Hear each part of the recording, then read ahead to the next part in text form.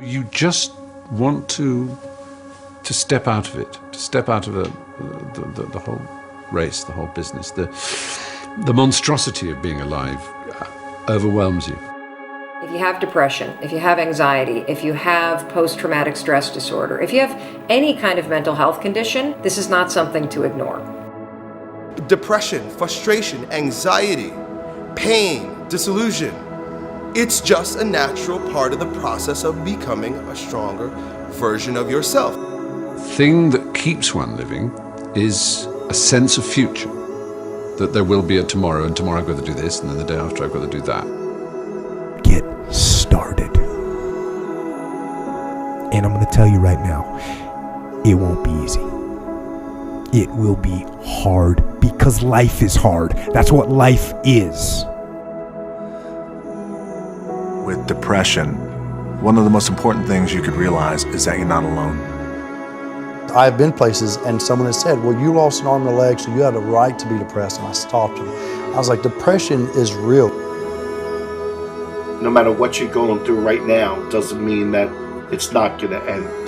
I think too often we think about the stresses that we're dealt with right now, and we think that there's no light at the end of the tunnel. All that you can see is darkness, and everything that you try to do just kicks you right back in the face, and you just can't seem to get yourself up. You don't even have to go through something traumatic. Some are caused by something traumatic. Some can be a chemical imbalance in the brain. There is light at the end of the tunnel. Life is hard. Life is challenging. There are ups and downs. And these challenges that you face, they're going to do their best to take you down. Do not let them. Of course you have to work. Of course you have to show up. Your team needs you. Life needs you. Your family needs you. Life is for the living. Depression is not only normal, it's essential, and be grateful for it because it allows you to reorder yourself at a higher level. I speak what's on my heart. And I gave my speech, and as I was closing, I kind of mentioned some depression. Because I was coming out of the winter months, and it hit me again this past winter, and I went and saw the doctor, and so it was on my mind, and it came up. And as I was saying, I thought, this generation of people probably aren't connecting to what I'm saying. When I walked off the stage, and they lined up, the amount of people that thanked me for talking about mental health. And here I was, I thought they didn't want to hear. I thought I was stepping out of line. No, it needs to be talked about because it's not just this generation, it's people are realizing more and more that it's an issue. And the more we talk about it, the easier it is for people to be honest with themselves and get the help they need. Line up those problems and confront them, face them, fight them. Do not let them bring you down. Do not personally identify with your depression. See it as you see winter, and winter always leads to spring and summer again. See it as you see nighttime. Nighttime becomes daytime again. Hold on to that fundamental quality of faith. And on the other side of your pain is something good. Suicide is a permanent solution to a temporary problem. No matter what you're going through right now doesn't mean that it's not going to end. Stand up, dig in, let those challenges raise you up, let them elevate you, let their demands and their trials make you stronger. Adversity you face today turn you into a better person tomorrow. You are worth more than diamonds. All the diamonds in the world, you are so precious. Every single one of your hearts, you can do something. Life is not always good. Life is always not rosy. But life is worth living. There's one thing that if you did every single day, it would make an extraordinary difference in whatever mental health issue you're struggling with, and that is exercise. And the reason you've got to exercise every day is because what we know about human beings is that when you physically move, your physiology changes, and that changes your brain. Take the time to rest. Because just what if that resting is the key to world-class producing? Get outside and exercise every single day as if your life depends upon it, because you know what? It does. Your brain needs it, your body needs it, your mental health needs it. And I feel like if you had heart problems and saw a cardiologist, well, everyone would be concerned about you, would know you're doing better, and it would be open and honest with the crew. But the most complicated organ in your body, if you have a problem with this, suddenly we don't want to talk about that? No, and you can get over it. And that's what people need to realize. You can be cured. You can get past it. I assure you, the clouds will lift. Right, there is sunlight above the clouds. You're just looking at the clouds right now. And they will lift, and crisis has come to teach you the big lesson you're meant to learn to move to your next level in the next chapter of your greatest life. This depression will pass. It will go away, and something much better will take its place. But for right now, all that you really need to know is that you have to make it through. Getting your heart rate up, getting outside, breathing, feeling connected, getting out of your house, which may make you feel depressed and trapped. The man I am with you right now as I speak with as much authenticity as I know how to share is the result of my times in the valley of darkness.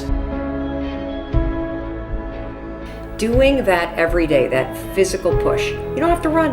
You don't have to go to an aerobics class. Get outside with your dog in the woods. Walk with a good friend for 2 or 3 miles.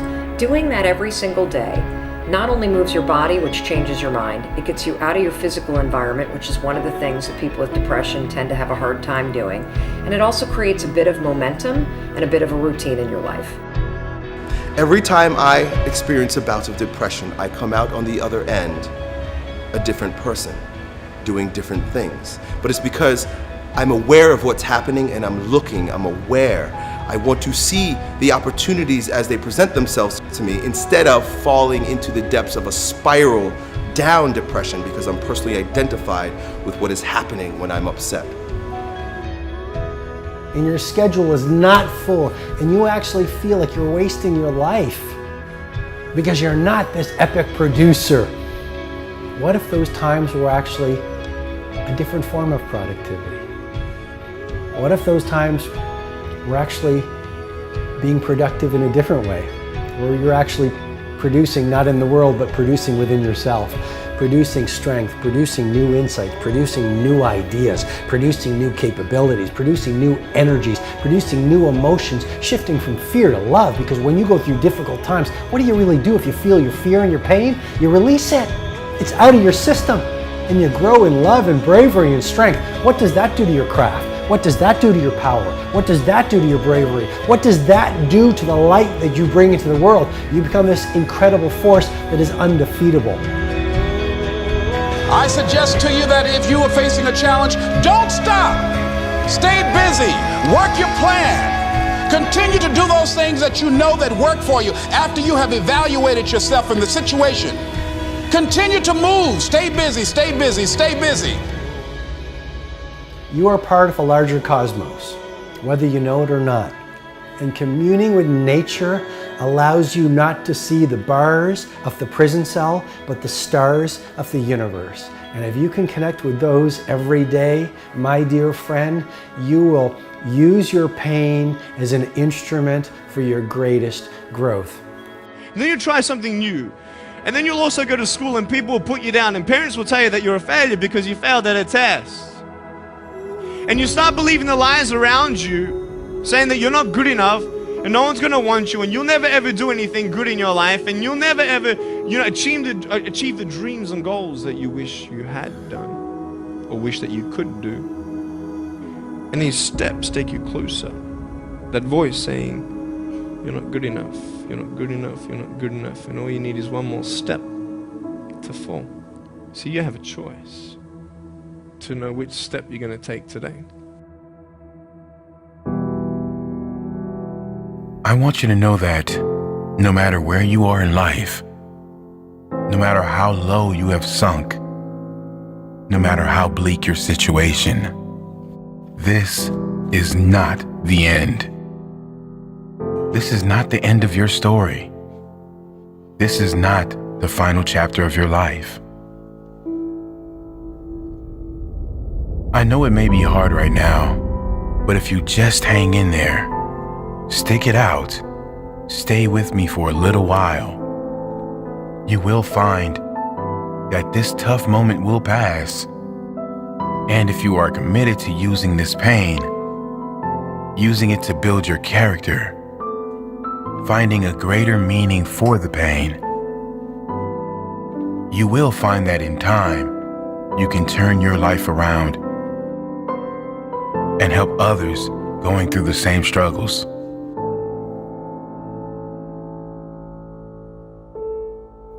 The world right now is in the middle of a mental health crisis. It's estimated almost half the population suffers from depression at some stage throughout their life. Rather than join the queue, it's important we learn why we get down and then how we can change it. Because believe it or not, we create our own negative feelings, and we can also ensure that we turn our lives around and be a positive change for others.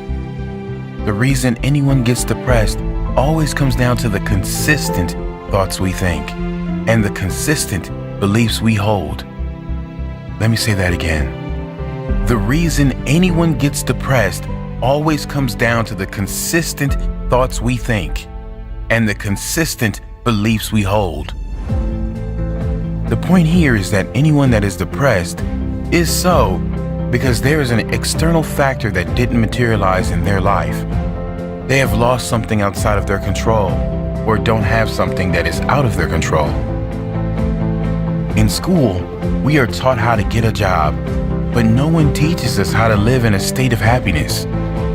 No one teaches us how important our conscious and unconscious thoughts and associations are. Is our happiness not worth more than a job? Yes, it is. And before you say happiness won't pay my bills, happiness will pay your bills. When you realize you will be 10 times more energized, focused, and take positive action in your life, when you first choose to develop yourself as a priority and then get to the stuff of the world. I've seen some people who many would consider to have it all in their life because they thought they were not good enough. A thought, a belief within them told them they were not worthy. These people that many were jealous of, many envious of, were not good enough. You must value yourself enough to take the time every single day to work on you, to engage in something that will ensure you are a positive influence on the world. This, of course, doesn't mean life will suddenly be perfect. The same life challenges will show up, but if your mind is strong, if your mind is at peace, your reaction to the challenging times will be very different. Your reaction will be, how can I make this work? Not why is this happening to me? And then others will look to you, not with pity, but with hope.